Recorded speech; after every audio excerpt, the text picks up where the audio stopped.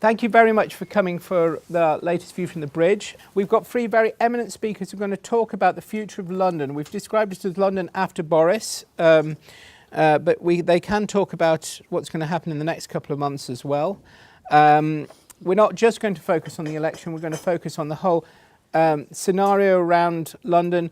What's the future for London? What are all the external factors that's going to affect it? What does that mean for London? What does it mean for planning, housing, all that stuff? Now, our three speakers are very eminent as far as this goes. Bridget Rosewell used to be the Chief Economic Advisor to the GLA, so she knows everything about what moves in the economy of London. Lord Newby, who's a late sub, for which we're very grateful, is the Chief Whip of the Lib Dems in the Lords, but has been very, very active in London politics, despite, like me, coming from Yorkshire. And his wife is the rector of the famous church in Putney, where the great debates happened after in the Civil War. The Civil War. That's the British Civil War. No, the English Civil War. English. Well, we managed to hammer the Scots and Irish during it as well. And finally, Anne McElvoy, who needs little introduction as being a columnist on the Evening Standard and, of course, a writer for the Economist. So without further ado, I'm going to ask Bridget to set some of the scene up about what are the economic issues facing London at the moment. Okay, thank you very much, and thank you for that introduction. So I'm going to tell you about the challenges facing London in 5 minutes. So it will be not just a canter, but a gallop through some of those issues. And I just want to start with a little bit of context, though. So in the 1960s, there were about 1 million jobs in manufacturing in London, mostly distributed around the North Circular and to some extent South Circular. By the time we get to 2000, roughly, we've got most of those jobs have gone.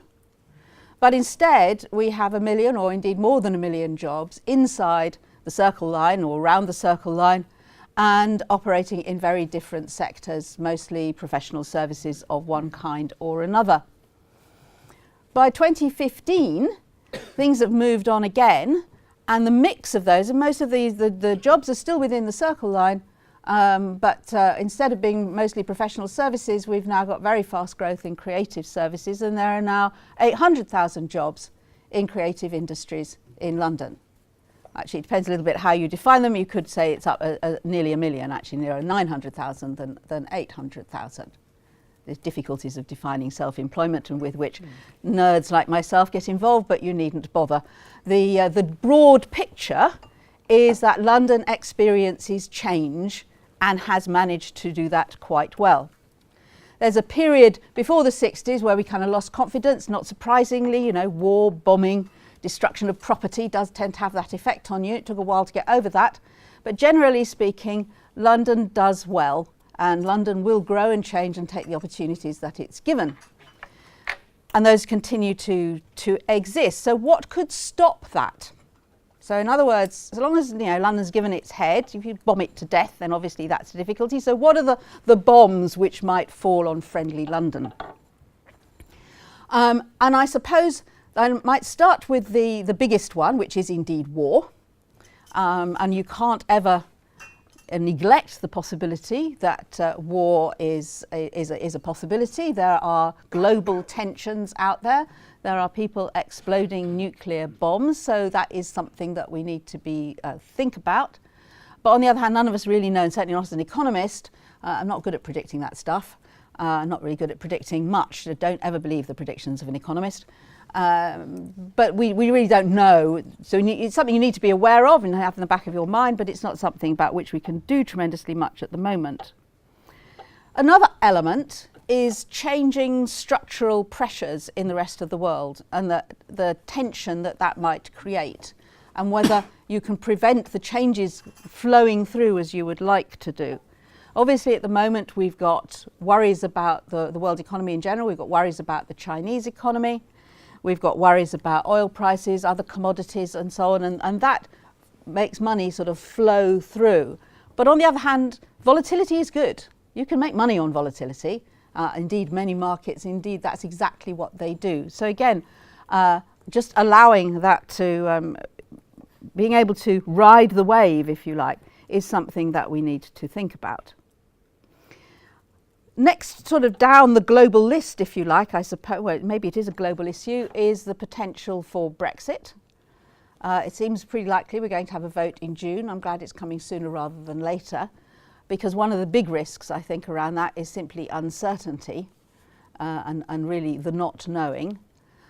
Is it a disaster if we leave, or is it a disaster if we stay? I don't think either of these is actually true unless we make it so. I can see disadvantages of being a member of the EU as it stands at present. It's dysfunctional, it's undemocratic, it's unable to get its house in order. On the other hand, I can see big disadvantages of leaving it as well, with disruption, our biggest trading partners being rather fed up with us, I could use a stronger word, and all the battle that would create. I would rather we stayed, partly because these are important partners, but mostly because of the disruption that would cause. But I think that if you took a deep breath and said the country votes for exit, could we cope? Yes, we could. We just look more broadly and look more widely and take those advantages as they come. So I think that is indeed, again, in our own hands. So all of these global challenges are the sort of challenges that have been around there for London forever. And London has on the whole risen to those challenges, and I think will continue to do so.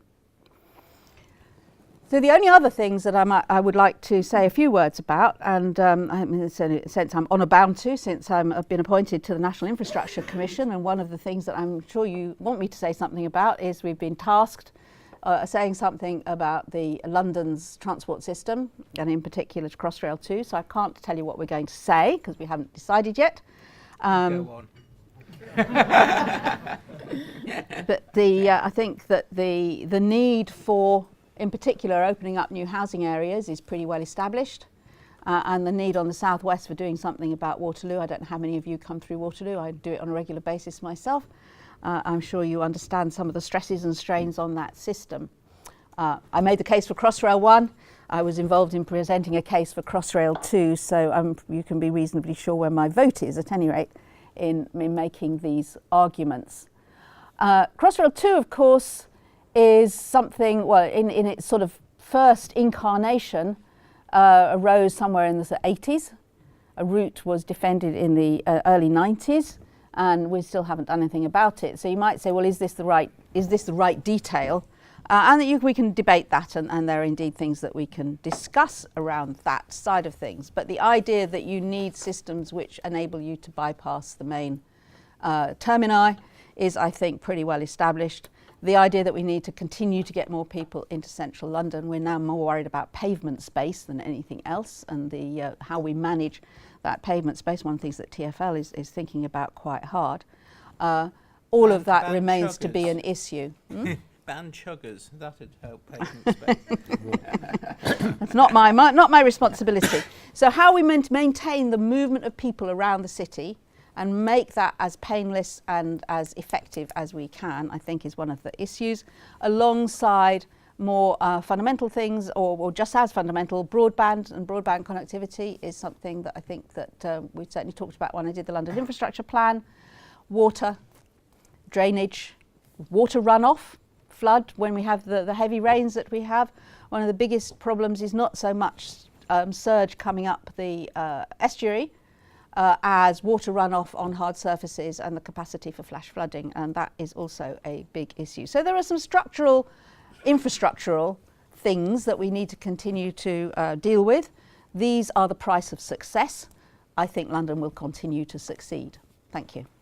Thank you very much. Dick Newby, Bridget set out some very, very interesting points here. would you like to maybe elaborate on how that affects almost the social fabric and some of the issues like housing and stuff like that? Because that's something that's very close to your heart, isn't it? Yeah, absolutely. I mean, I started working in London in 1974 in the city in Mark Lane, working for Customs and Excise at a time when London was more exciting than Leeds, but was relatively monochrome and drab, and there was nowhere hardly in the city to buy a sandwich. In my lifetime, it's completely transformed, very largely for the better. And one of the interesting things as a politician is how little of this was planned. The only bit that you can say was unambiguously a government decision which worked spectacularly, much more successful than was ever thought, was Canary Wharf and Docklands. When Geoffrey Howe made a famous speech in the Isle of Dogs about how you had to have a new development corporation to open something up.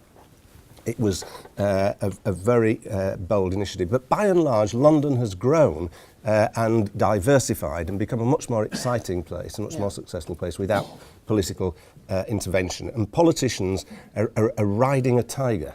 And our ability to change things in the way we want is much less than we sometimes think. In any event, but also because, like economists, our ability to predict the future is very limited. So that's a sort of caveat. I think some of the things about London, which have been successes, probably to our surprise, are the extent to which it's been possible to integrate the most extraordinary range of communities from across the world without major cross-community tension. I mean, it doesn't mean there isn't any, but that's been a huge success, and that's something to be cherished. And I think there are some issues about making sure we continue, for example, to have good community policing to keep that extraordinary, relaxed feel about London going. In terms of the challenges, though, now, obviously, housing is the biggest single problem from a whole raft of reasons. For social reasons, a lot of young people can't buy houses. A lot of people find it difficult to rent houses. If the government's housing bill were to go through in its current form, it would undoubtedly push a lot of people on modest incomes out of parts of London, and you'd get a much less diverse social fabric and much greater problems, for example, in staffing public services in London. So there are big challenges, and I feel that this is an area where there has to be more political intervention, because on its own, the situation in London on the housing front will continue to get worse. About 28,000 houses were built last year, I think, and everybody agrees that you need at least 50. And it's not going to happen without political intervention. So that is the single biggest social and political challenge, it seems to me, because lack of affordable housing not only has the economic challenges, but it will, and it already has to a limited extent, cause social tensions to rise. You know, why are they getting a house and I'm not getting a house, and all that. So this should be top of every politician's agenda, and it's not. In the last government, which I was a member for 3 years, it was very interesting. When I asked for a brief on infrastructure from the Treasury, I was a Treasury spokesman in the House of Lords, I got that much stuff. The word housing did not appear. I mean, we're bonkers in this country of not seeing housing as being key part of the infrastructure, and this is going to be a huge challenge for whoever is next mayor. I agree with Bridget about the importance of more investment in transport. In a way, though, I think it's easier to envisage the kind of infrastructure improvements you need in transport than is in housing. There are fewer players. You know, if you decide you want Crossrail 2, getting a Crossrail 2, the number of options of how you do it, where it goes, are relatively limited. How you get 50,000 houses a year, new houses a year, each year, how you persuade every borough to do it, you know, that's a much more, the housing thing is much more complicated. The one thing that Bridget was very modest about was that she also served on the London Finance Commission, which dealt with what to me is the single biggest need in terms of the public management of London, which is that London is not in charge of its own destiny. In New York, half of the resources, or rather, half of the tax raised in New York is spent in New York without it going anywhere in the meantime. Here in London, only 7% of the tax that's raised stays in London. It goes to the 93 goes to the National Treasury, and some of it comes back. And the fact that London and the politicians running London have no control over some of the big issues. I mean, we think about health. What can the mayor do other than in terms of public health, where actually he can do a lot actually in terms of air quality, but that's about it. Education, very limited. And so some of the big challenges facing London cannot be met by London politicians, however good they are, because they don't have the resources to do it. And that seems to me to be a real challenge. And as a consequence of that, who becomes mayor? It's not that it doesn't matter, but it doesn't matter very much because they don't have many levers. I mean, it matters a lot to them, but in terms of the future of London, if you had an all-seeing, all-wise mayor, could they solve London's problems? No, they couldn't. They just don't have the levers to do it. And so the key thing to me is giving London more resource and more powers so that it can get on and improve elements of the way the city is run. Because, for example, unemployment in London is higher than virtually the rest of England, certainly, and higher than in Scotland. I mean, this is ridiculous. And it's because there's the rigidities in the labour market, not least the fact that you've got a large number of relatively unskilled people and an unwillingness of some communities to move around London is a real failure of public policy making. Because it isn't as though we don't spend any money on educating and training people. It's just that we've not done it very well. And for London to have an unemployment rate of 6.4% when the rest of the world is coming in here in vast numbers to work is just ridiculous. Just a final quick point on Brexit. I don't agree with Bridget because I think that there are a number of elements, just a couple. First of all, the city is already under challenge with jobs leaching, slowly leaching to the Far East and elsewhere. The rest of Europe would just lick its lips at the chance of slowly putting a stranglehold on parts of the way that London works. And Frankfurt, if you go back 20 years, there was a great battle, wasn't there? Frankfurt, Paris and London. Who was going to be preeminent? Well, London won that very easily. But those guys haven't stopped thinking they'd like to be preeminent. And I think that you find that financial regulation would increasingly work against us and we'd have no say. The other thing which worries me more in a way is that at the moment we face as a globe huge threats for well-being. And these threats, it seems to me, cannot be more effectively met by people moving apart. And Britain leaving the EU is a moving apart. It's a bit like, in economic terms, putting a tariff barrier up. The idea that everything else goes on as normal with us out and all our relations stay the same is completely implausible. It's not the way that politicians work. It's not the way that individuals work. They will feel we've kicked them in the teeth, and now how are they going to behave? As though we're their best friend? I don't think so. So I think that these are big things that go far beyond any, how much it costs per week being a member of the EU, and really go to the heart of London's place in the world and also Britain's place in the world.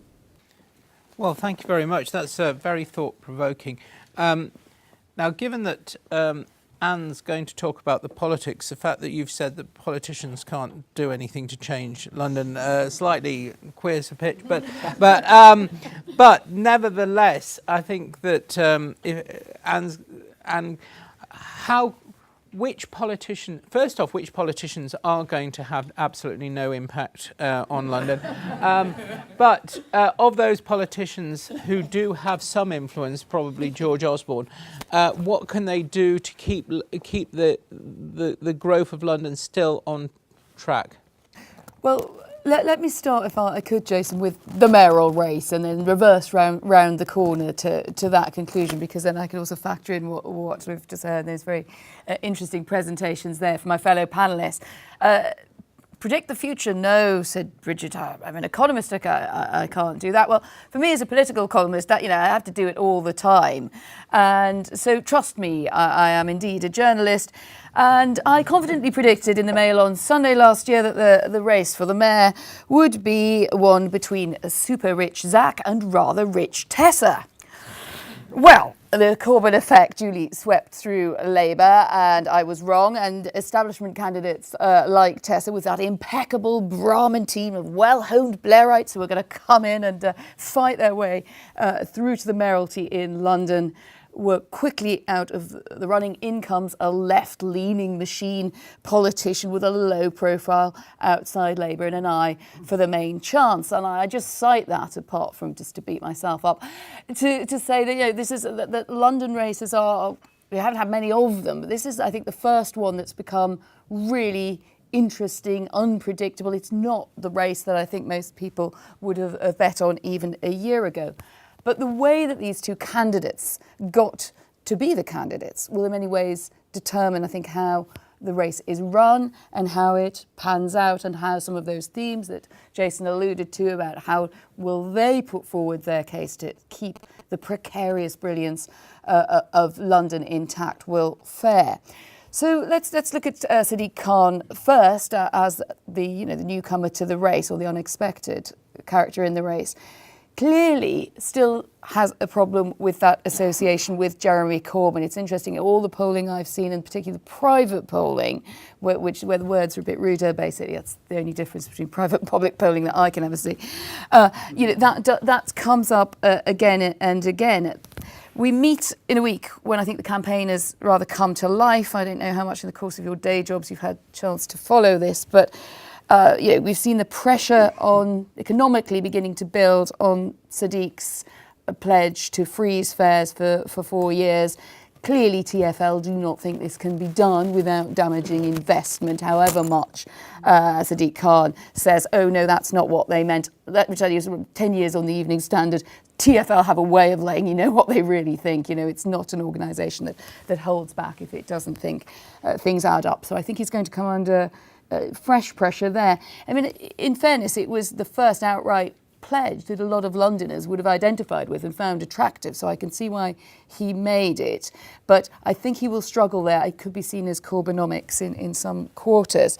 The other thing that's just really annoying Camp Sadiq, but I think will play a role in the race, and we might as well be down to brass tacks about that, is his association with people, not directly with Muslim extremists, but with people who tend to be a bit forgiving or excuse-finding about such things.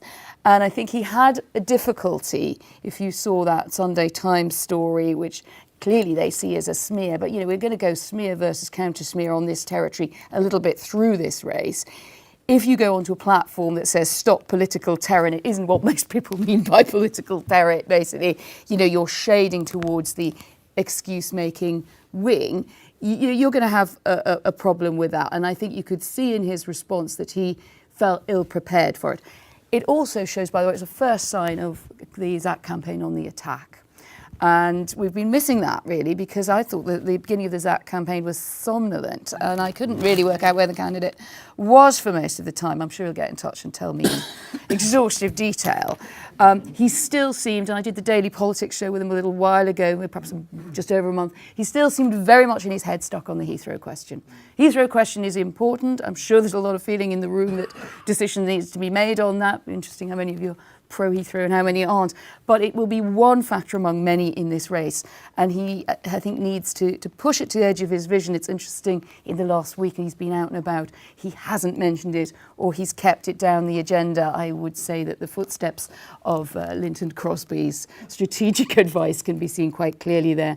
It is not actually Linton doing it himself, but is very much there in the background, and I think will probably foreground if he feels that the Zach campaign is going well, and if we feel that there's more to be done there. So what else? Well, I think that the other point for me, really, as a political columnist in London for a lot of years, is this is the first post-Ken election, which is quite extraordinary, really. You know, we've got 4 elections to analyse. That's all we've got, but it's a reasonable amount of electoral data. And tragically for those of us on the Evening Standard who spent our lives winding up Ken, you know, he's just not there this time. And he once said to me, "Oh, you don't really believe this bollocks, do you?" But yeah, also the first big post-Boris campaign. Now, I think that will have a really interesting impact. The more Boris endorses Zac, which he'll do it willingly and he'll have to do it, the more he dwarfs Zac Goldsmith. So it's a plus to have Boris out there saying, you know, keep up Tory mayor, you know, dreadful Corbyn supporting Sadiq. But actually there is an issue there that Zac Goldsmith, while a fantastically good campaigner in his own backyard, you know, we must remember that London isn't Richmond and it doesn't necessarily travel that well. So we're still waiting to see really who can reach out. I think it was Bridget who mentioned Outer London in the presentation. The donut. People speak very confidently of the donut, but you know, it's a changing donut. And one of the things that we're seeing is Labour saying the donut has got much more mobile. There are many people moving out there who wouldn't have lived in Outer London before. They are breaking down perhaps that view of the suburbs as a bit more ethically homogenous.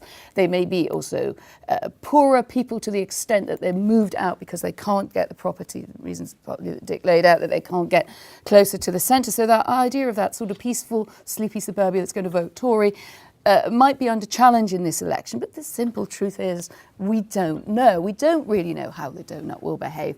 I would think if you were Linton and his friends running the Zac campaign, you would still be focusing on it because it's harder for you to get votes in the centre of London. You know, we saw Labour perform well in London in an absolutely disastrous election.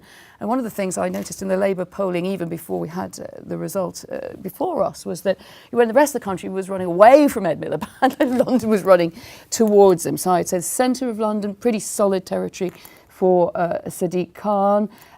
But you know, the donut remains to play for. Some signs, I think, you know, if you look at, well, people always cite Southgate and then going to the far end of the line south. If you look at those two places, what are you seeing? Well, you're certainly seeing changing demographics.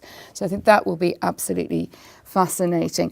What about the impact on the rest of the country, which I think we were asked to address, and general sort of economic picture? The impact on Jeremy Corbyn, talked up by some commentators, I don't entirely believe that it particularly will determine his fortunes. If Sadiq Khan wins, it will be seen as proof that, however, I'm choosing my words carefully, contentious Jeremy Corbyn's approach to the Labour Party would be, and however difficult to follow the economic strategy that he proposes, if Sadiq Khan wins in London, well, it will show that there still seems to be some tolerance for letting that play out. So it could, to that extent, I think, if marginally elongate that process for the Labour Party. I think it would take a meltdown to move Corbyn now, and I don't think the London election is it. Sadiq Khan will keep a bit of distance, but he comes, if you like, from, there's got a bit of the same shared DNA. He'll be saying that it doesn't matter and he's not a great friend of Jeremy Corbyn, but he kind of was until recently. I think the referendum is a really interesting point. I probably veer more towards Bridget's view that it matters, but it is not an absolutely decisive point for the future of the city. I know that's not what Dick thinks. I know that a lot of campaigners in the city want to build this up as, you know, sort of Brexit equals doom, but the way that, you know, I see the global economy at the moment, one of the things that London has going for it is that sense of stability, that it weathers ups and downs very well, that it can be, in the wake of the Paris bombings, where you would think there would be perhaps a bit of a retreat or a worry about, you know, capitals and financial capitals in this part of the world. It's interesting, isn't it, how quickly that effect has dissipated. There is something about London which is very, very resilient, and there are other reasons, you know, I had to break it to Dick, but apart from being in the euro, why the world's top financiers would rather settle here than in Shanghai for very, very long periods, or in Zug, God help us all. So, I think that pull effect of London is still very strong. There is always competition from other European capitals, and I think there would be in or out of the EU. So just a likely final point prediction. I see the likely continuance of a Tory Chancellor, barring things being upended, which is, you know, always possible in politics, as I think my opening prediction showed. But I think one of the things that would be very interesting with the changing relationships of City Hall and the Treasury, the Chancellor, the relationship between Boris and George was of very familiar frenemies. They knew each other well. They had, you know, done battle, but they had terrific sort of respect for each other, and in a sense are battling it out for possible leadership of the Tory party. That will change. Zach Goldsmith is an outsider in that world. He will, I think, you know, he would struggle, I think, to build that same sort of knockabout relationship which enabled Boris to squeeze more money on policing out of George Osborne by threatening to write something in the Daily Telegraph. I don't think that option, as such, would be open to Zach. But Zach, as we know, he is a member of the awkward squad. He's not been afraid to take on the Prime Minister over Heathrow. So it would be rock and roll. In Sadiq Wynne, you would have an obvious tension there. I think there wouldn't be a terrific desire to help him, but it has sometimes been a rather good thing for mayors to cut up rough against central government, and I think he would have a chance there to prove his mettle as someone who was unafraid to battle on and make the case that London is different from the rest of the country. So I think either way, I don't disagree that it doesn't matter, actually. I think the fact that relatively small bits of policy are under control of the mayor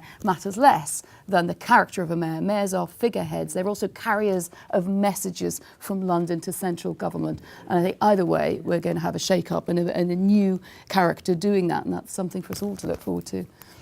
Thank you very much. That's very thought-provoking. As a constituent of Brother Corbyn, I can testify that, well, I have to say, we only just realised that he was actually our MP by the fact that he became the leader of the Labour Party.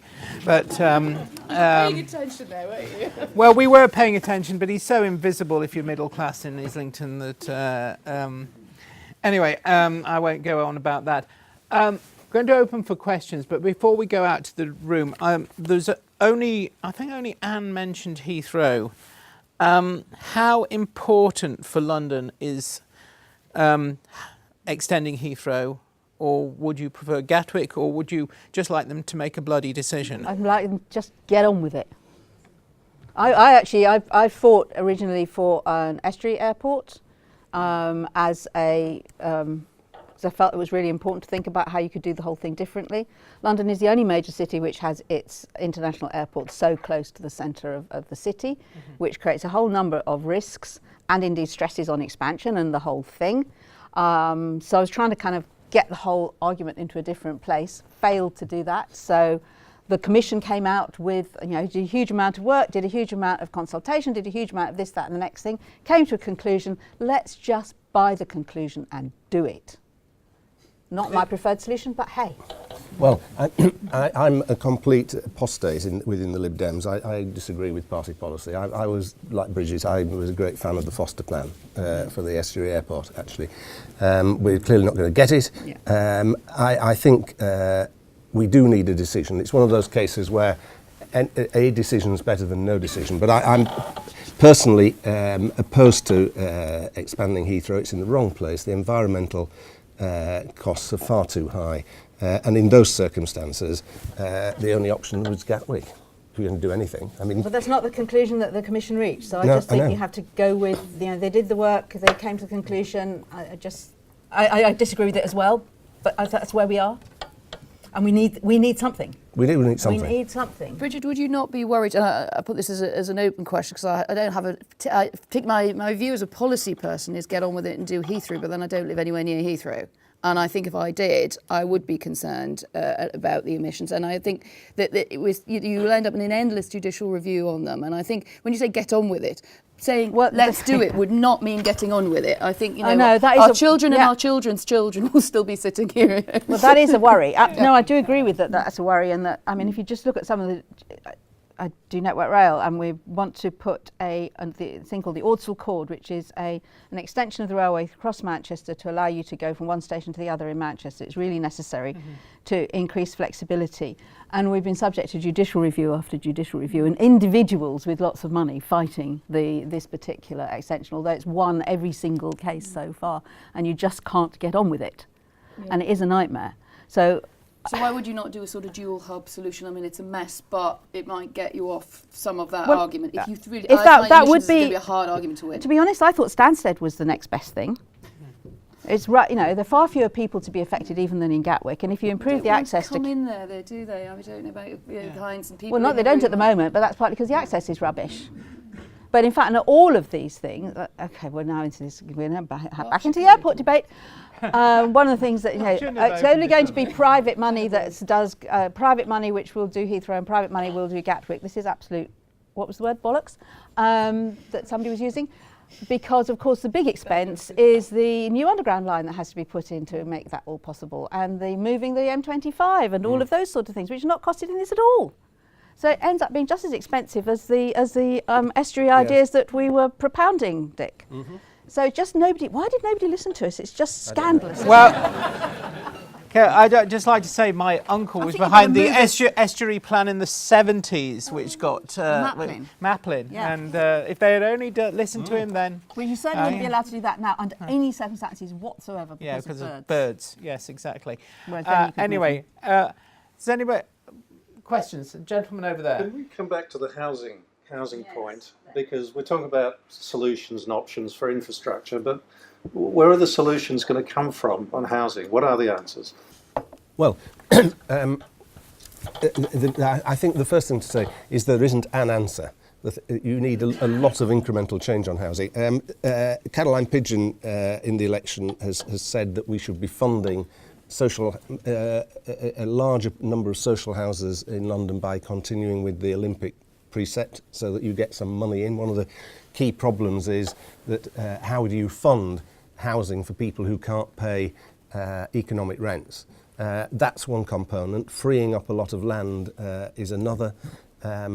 Personally, I think we've been very, very bad in the UK in things like prefabricated housing, which happens elsewhere in Europe, which means that the problem we have with skill shortages is exacerbated because you've got to have everything done with very low efficiency.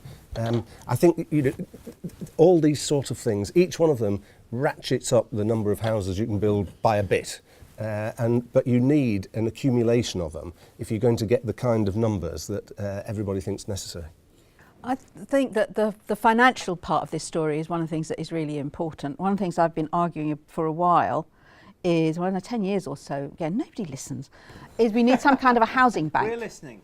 So, because what the problem part of the problem, and anyway, I agree that there's these other elements of it as well, is to get house builders don't work to volume. They have built a business model over the years because of the way the system works and the planning restrictions and so on work, which means they just want to dribble out the maximum of 200 a year on any given site, because that's what, if you like, a given market in a local area will bear. And of course, we need much larger numbers than that. You want to be able to build 5,000 at a hit. And indeed, in places up the Lee Valley, if we put in Crossrail 2, you open up sites which could indeed handle 5,000 at once. And there's certainly, in general, the people who want to live in those sorts of places, but they're not going to be buying them.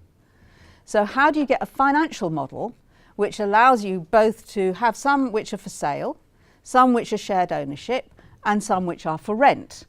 And I think the whole affordable word is a really damaging word, actually, because the real problem is because we don't have enough houses, they are too expensive. Yeah. And it pushes the whole thing up. So So one of the things that I've argued for Crossrail 2 is it opens up the areas that increases the value of that land and makes it valuable for builders to build on that. But at the same time, it pushes down pressure on the whole market and we get a general benefit, but only if you do the volumes. So what we need is the financial, fund, effectively, which says, yes, I will build 5,000 and they will go for rent. Insurance companies have begun to get back into this place. And traditionally that's where they were. They had long-term liabilities, they needed long-term assets, they had houses for rent. And the changes in leasehold and changes in rent acts back actually at the beginning of the early 1900s made it very difficult for them to do that. So we need to get that long-term liability, long-term asset with a reasonably solid rental return, which will make it worthwhile to have. And then that only works at scale, in fact, because it only works at scale to manage those sorts of sites. So if we said that instead of having green investment banks and business investment banks, why don't we put 10 billion into a housing bank, and its job is to build large numbers of houses and rent, and then they can also sell those, package those, securitize it, sell it off to insurance companies. I don't see what's so difficult about this. And what do you think? I don't know why we don't do it. Yeah, just to another angle to the housing issue. What do you think the housing crisis is doing to the social fabric of London? Because I was astonished to see in Hackney, there's flats going for 1.2 million next to some of the most deprived council estates in London, and it has a knock-on effect to schools, because if you've ever been to the Mossbourne Academy, you can't find a more selective school than that place probably in Western Europe, I tell you. So what is happening to the social fabric of London because of the housing crisis? Well, something very interesting is happening to it, and it's not all negative. I mean, they are clearly the overwhelming story here, and I think the other two panellists have given a better and a more detailed response on housing policy than I could give. But seeing as you asked me more about the social knock-on, I mean, one of the things I think has just been fascinating about London, some people will say, that's dreadful. Do you know, this flat is 1.2 million and it's next to a very deprived council estate. At the same time, I rather like about London the cheek by jowl nature of it.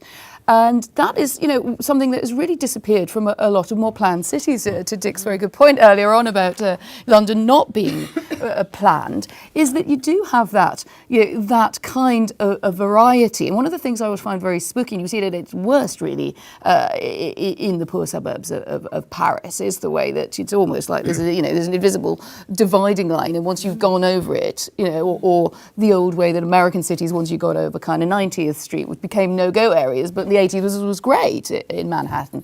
And I think one of the things that, thanks to the late Herbert Morrison et al., and build labour into the cities, put the sort of poor estates, keep them, cheek by jowl with wealthier residents. But I think actually it's been the better way to do a city. And one of the things that we've seen in recent years when we're talking about housing volumes and where we're going to get them, well, one way, that I'm sure you know this from your children or from next generation and people in starter jobs, is they're living in parts of London that maybe we wouldn't have thought of going to live in. There's an argument about gentrification. Me, I'm on the side of gentrification. I think it's generally a good thing, precisely because then you can sustain your good school, you have cohorts, you get public services used by the professional classes as well as people who are poor and often don't have a voice in making those services better. And so when I'm fascinated by where people are going to live in London, and my mental map of London is having to change quite fast to keep up. I think Bridget referred to it as absolutely right point. If you're looking at the Lee Valley, if you're looking at places where you could see land that you could build on, well, this is also a possibility to transform parts of the outlying parts of the capital, which were previously marked there be dragons in terms of where most people would choose to live. So I don't want to talk down the housing problem. It is a huge one for whatever the incoming mayor is. People don't believe the key worker housing strategy. It's such a tiny little bit of the marzipan layer of this argument. But I am very fascinated by the kind of London that we will see emerge from it. One of the points you've made, which is really important, is that because we will, build some of these into some of these newer locations. To get that mix is really important.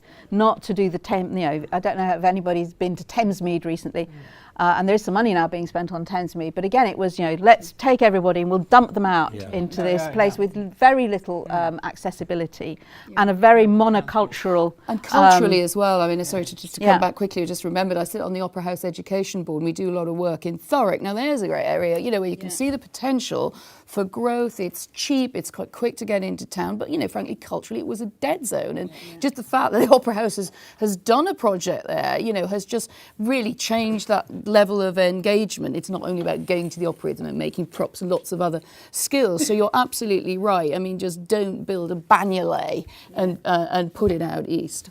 I would just like to give a nod to the last Labour administration. Anybody who's got a child at a state school in London will know how much those schools have improved and how good they are now, and that's largely due to the investments that went into it.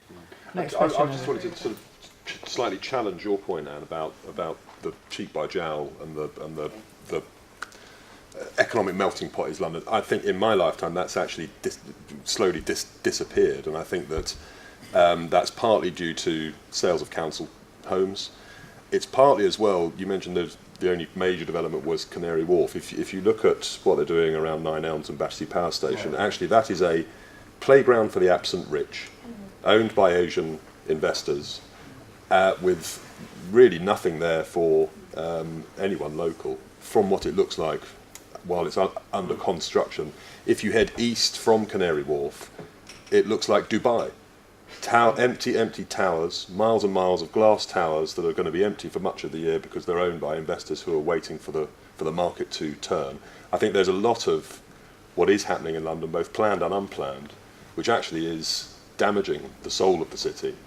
Well, just to come back with one defence and a question to you, Sarah. And the areas that you've chosen to talk about sort of didn't really exist as areas before, do you know? So I don't think you're kind of comparing like with like. I mean, frankly, I don't like Nine Elms. I don't think it's particularly well thought through. But look at the river, for example, from Chelsea Bridge to Kew. It's entirely glass towers, and those beautiful shiny glass apartments where before there was a mix. There was a mix of houses.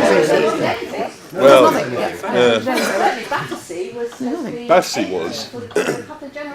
Yes, well, oddly, given its location. I live in Putney. I come into Parliament on the river. And the riverboats now, which start at Putney, are nearly always full, because there's a big development, for example, at Wandsworth Park, which is definitely not full of the foreign rich, because they all get on the riverboat. And as you go down the river, what used to be largely derelict, because it was all factories, manufacturing, right up to... It was dead. So I agree with you about, certainly around... Battersea Power Station, all that. I think that's pretty grim in most respects. But the other thing that one should remember about London generally is that, certainly in my lifetime, the affluence in London has just zoomed up. I was doing something to mark the 35th anniversary of the formation of the SDP recently, and if you look at real household income, they've doubled in that period. In my lifetime, real household incomes. London or beyond? Was that London? No, that was across the country. So it's probably it'll have done more in London. They've more than tripled. So you've got, we're a vastly more affluent place than we were a generation ago, and that's one of the reasons that we've got some of the problems. It's one of the reasons that what you say is certainly true. I mean, we can quibble about Nine Elms, but I mean, it's not the case that all new developments are just standing there empty and with sort of glass fronts. Many of them are occupied, and even if they're owned internationally, they are also most of them, not all, but most, rented. But do we care about the underlying point is still, I think, a good one, and it came up in debate, where I had a lot of people at the weekend, and they were very angry about the number of unoccupied foreign-owned residences in London. People are very angry, but there actually aren't very many of them. Well, exactly. In terms of the housing market perception. overall, Yeah. it's a perception problem. I wonder whether we just feel it matters, and would we feel that any kind of intervention was appropriate, or do we simply swallow hard, which I think is probably what I think. But I wonder if there is any sort of challenge to it, to say that we have housing shortage. You can see why people are annoyed about it, or is it simply the fact that London's a beacon and will attract Well, I think one of the things one of the things you particularly could Regardless do of is deal with the rateable value problem. And one of the things that we recommended in the London Finance Commission, along with giving the mayor more powers for his own finance, is also to the rateable value bans for London are just nonsense. So it means that the relative impact of council tax as you go down for poorer income people is much, much higher than it is at the top end. And we ought to be able to, the mayor ought to be able to set his own bans. And so you could go up, and then that would deal with, at least even if they were empty, you'd be, raking it in. What's not to like? Yeah. Of course, the SDP did their own bit for gentrification by putting Limehouse on the map. Yeah, So, right. a question, And Kennington, and Kennington. Waterback. Who said it didn't work? Just a point on following on from your social housing point. When you're creating value from new sites, for example, like Crossrail, there seems to be a real distinction between, or a real ideological distinction between owning a property and renting a property. You've talked about renting a property from the social. Now, I think, from my understanding, the new housing bill seeks to amend the definition of affordable housing or social housing to extend that to first-time buyers. Do you think that will help the situation? Are we looking at a model that's shifting ideologically from owning a property, as my parents have said to me for the last 30 years, you must own a property, or are we shifting to a more European model where we're looking for it? Well, I think we're shifting to a European model by default. I don't think anybody, all the politicians have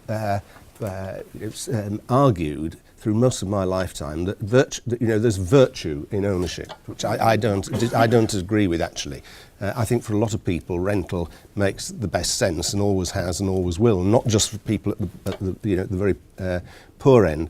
I think that it's inevitable for the foreseeable future, certainly the next decade, that the proportion of houses rented in London is going to go up because people can't afford it, and they're not going. So the population, we know, is increasing very rapidly. Housing supply is not increasing very rapidly. Therefore, prices are bound, not necessarily right at the top, but for the bulk, are bound to increase. And in those circumstances, the proportion of people renting, whatever little scheme the government does, and it's a very modest scheme really, will have a very small impact in my view. I think we've got time for a couple more questions. Gentleman over there, and then Kathy, and then I think we're through. So if you... Hi, Jason. There seems to be an assumption that London will ever grow bigger, and I just wondered if the panellists had a view on, is London not big enough, or is it the right size, or is it too big, and where does that go in 10 or 20 years' time? Population. If the assumption is if the demand for housing increases, then the immediate answer is build more houses. Obviously, there's an overall effect of that on the size of London relative to other world cities, etc. If you could also do geography, because I just feel that when we talk about London, so many people commute in from quite long distances. Yeah. Do you want to take a couple other questions? I thought If we take Kathy's question, then that's probably it, really. I wanted to end on a little controversial note and raise the prospect that in a post-Boris election we need less colourful politicians and more of a managerial approach to London. And indeed, I wonder whether we need a slightly more laissez-faire approach to some of the prompts that we have in the economy to get certain initiatives happening. I did like the idea that Bridget had about setting up some sort of housing fund, aligning pension funds and other players in the scene with perhaps bringing forward the sort of municipal housing projects that we saw post the Second World War. But I think there's also space perhaps for a more laissez-faire approach to some of the transport solutions, because at the moment I think by the time we've made our decision on airports, we will have to pay such fast cash up that all the other solutions, quite frankly, need to roll into play alongside. And that then begs a huge question, once we've got into Crossrail 2, what happens to our London Underground? infrastructure, and when is that to be renewed? So what I think we possibly need at this moment in time is less a colourful politician, and that's my puzzle to the panel, and what are we going to do to actually open up the agenda for some of these initiatives to be taken forward? So we have two questions: is London the right size? Should it be? Will it? Or could we do anything about it even if we didn't like the size of London? And secondly, do we need a bit more of a managerial hand at the tiller? Well, two very quickly then. London is actually relatively small and relatively low density. If you look at most other world cities, they are both bigger and denser than we are. That's whether you're talking about Paris, in fact, or New York, let alone the Shanghais and so on of this world. On the other hand, all attempts to say what is the right size are doomed to failure. And also, of course, lots of people, I don't know how many people here came in from outside London's boundaries this morning. Quite a number of you, probably. Nonetheless, there have been people commuting from Surrey, at least to my knowledge, because that's where I was born, for 150 years or so. So, I'm not sure that there's a sensible answer to the question, is it the right size? What we need to do is to make sure it can be successful, valuable, earn people additional incomes. And as far as do we need a less colourful mayor? I think given the powers of the mayor at the moment, the answer is no. The whole way that the mayoral system works, given a very low amount of power, is by being able to be colourful. That is the effect.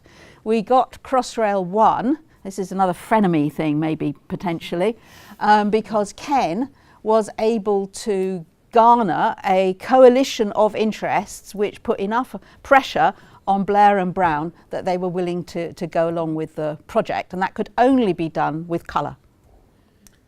Dick, Caroline Pidgeon, personality, leadership? Well, I mean, obviously she's the ideal candidate, but I think it's fair to say that her chances of being elected aren't stellar. I think I completely agree. Given the mayor has so few powers, having a salesman as mayor has quite a lot to recommend it, but it shouldn't trump everything else, in my view. As far as the size of London, you can't either accurately predict it or do much about it, it seems to me, in the way we run the economy at the moment. The interesting thing to me is what constitutes the London travel to work area. I went to Clacton during the by-election, which I don't necessarily recommend, but and I've also... Clacton Daily News. Yes, absolutely. Bang goes our chances there. I also went to Thanet in the general election. Here are two places which, with better rail connections, are capable of housing in beautiful, relatively beautiful surroundings, or very pleasant surroundings, hundreds and hundreds of thousands of people. And one of the interesting questions to me is the whole mapping and management of the London travel to work area, and the extent to which you can bring into play very, very big. You can talk about the Lee Valley, there are little bits there, but if you go into Essex or into the further Kent, there are huge... HS1 has opened up large areas of Kent where people huge areas. So the potential for growth in a way where people can live, in a good lifestyle is very great. But it's not all in London itself. Yeah. Anne? Well, I think I would just echo what Dick said on that. I find the idea of an ideal size for cities very bizarre. I mean, it's like a bit of Alice in Wonderland, eat me, drink me, is it too big, is it too small? If you wanted to constrain the size of London, and indeed outer London and parts of the southeast, the way to go about it is to have your economy go belly up, right? Because then, few people, the suction effect will immediately diminish. We won't be arguing so much about immigration, but you'll have so many other problems besides. So I think much better to accept that, it's a very odd argument for a world city these days to say, do you know what, we're getting too big because so many people think this is a great place to be, to do business, to live, to bring up your kids. So don't go that way. That's like, do not kill the golden goose, whatever you do. And look at the problems that you have around who lives where, look at allocation of housing. And I absolutely agree. We're very unambitious about the idea that London should be accessible. I happen to live near done it at weekends, it does feel like a world away, and it could do with feeling a bit closer. And I think that's something that I would really like to see tackled, whoever is in City Hall. To Cathy's point about wanting a more boring mayor, well, obviously as a columnist, I'm probably not going to buy that one, Cathy. It's bad enough having to deal with the ones we've got. I think the other reason I genuinely think that wouldn't help is that if you look at the prospectus for managerial mayors around the world has not been that strong unless they married that, Bloomberg being a prime example, with an ability to talk to people. And one of the reasons Bloomberg did a great job in education in New York, one of the best turnarounds I've ever seen in policy, was that he could convene the money people, he could put through an idea, he could change something in the system, and people would come up to him on the pavement and say, do you know, Mike, this is still not working in my local school, what you going to do about it? If the mayor can't do that, then really they're not a mayor. Then they are, as I think you slightly put it yourself, a chief executive. But then they should be working with someone else who can do that job. Mayors are figureheads. They should be a bit more fun than the central government. They can even be at the edges a little bit rackety, and not everything they say might be entirely true. But that is partly, I think, the appeal of pushing this into our system. I had a few doubts going way back about whether a mayoralty would work for London, but I think the proof is in the pudding. Whether you looked at Ken to Boris to the mysterious successor, it has done, and there is a bit of that sort of strange sort of stardust of the mayor, and we should keep it. Well, thank you very much. Thank you to the great speakers. I just wanted to finish with a straw poll. So, no disrespect to Ms. Pigeon, but who thinks that Sadiq Khan's going to win? And who thinks that Zach Goldsmith's going to win? The Zach attack. Oh, look at the Zach. Oh, we're just marginally for Zach. Right. Okay, thank you very much. Thank you for our three wonderful speakers. Thank you.